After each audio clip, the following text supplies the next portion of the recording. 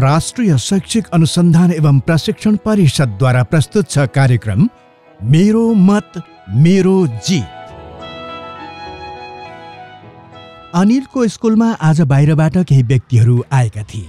थाहा लाग्यो कि मतदाता सहायता केन्द्रबाट आएका थिए।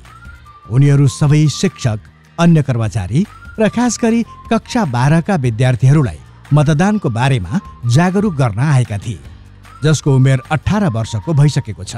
उनीहरूको नाम मतदाता सूचीमा लेख्ने काम पनि भइरहेको थियो। अनिल पनि यस वर्ष 18 वर्षका भएका थिए।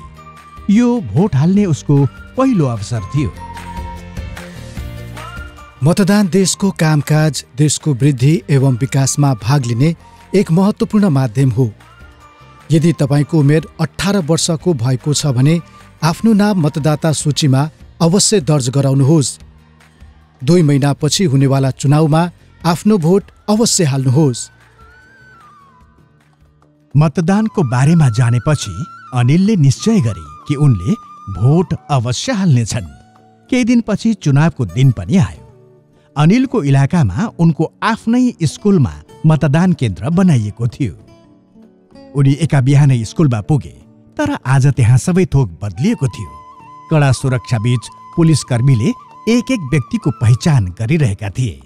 एकातिर केही व्यक्तिहरू टेबल कुर्सी लगाएर बसेका थिए अनि भोट दिन आएका मतदाताहरूलाई सहायता गरिरहेका थिए। अनिल भित्र पस्न थाल्दा एकजना पुलिसकर्मीले रोक्यो। पर्ख, आफ्नो पहिचान पत्र देखाऊ। पहिचान पत्र? मैले त पहिचान पत्र ल्याइन। त्यसो भए तिमी भित्र जान सक्दैनौ।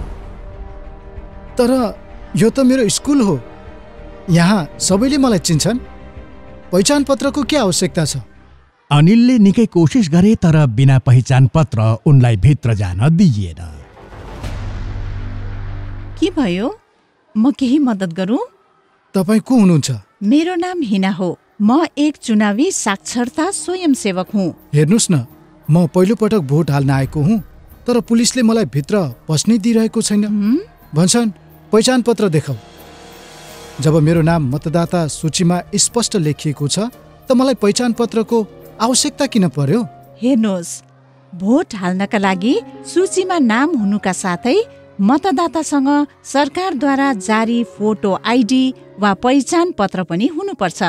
तर कुन चाहिँ पहिचान पत्र चाहिन्छ होला र किन? ओहो, भोट दिन आउँदा Aadhaar card, driving licence, voter ID card आदि मध्ये कुनै पनि एक पहिचान पत्र हुनु आवश्यक हुन्छ। यो यसलागि जरुरी हुन्छ कि कुनै व्यक्तिले कुनै अर्को मतदाताको नाममा भोट नहालोस्। यो हेर्नुहोस्, यो सरकारद्वारा जारी मान्य पहिचान पत्रहरूको सूची हो। के तपाईसित यी मध्ये कुनै पहिचान पत्र छ? अहिले त मसित कुनै पहिचान पत्र छैन। सबै घरमा छन्। त तपाईँ घर गएर यी मध्ये कुनै एक पहिचान पत्र लिएर आउनुहोस् अनि तपाईले आफ्नो पहिलो भोट अवश्य हाल्न सक्नुहुनेछ। अनिलले घरबाट आफ्नो आधार कार्ड लिएर आए अनि पूरा आत्मविश्वासका साथ भोट हाल्न स्कुलभित्र गए। अनिलले आफ्नो आधार कार्ड देखाए।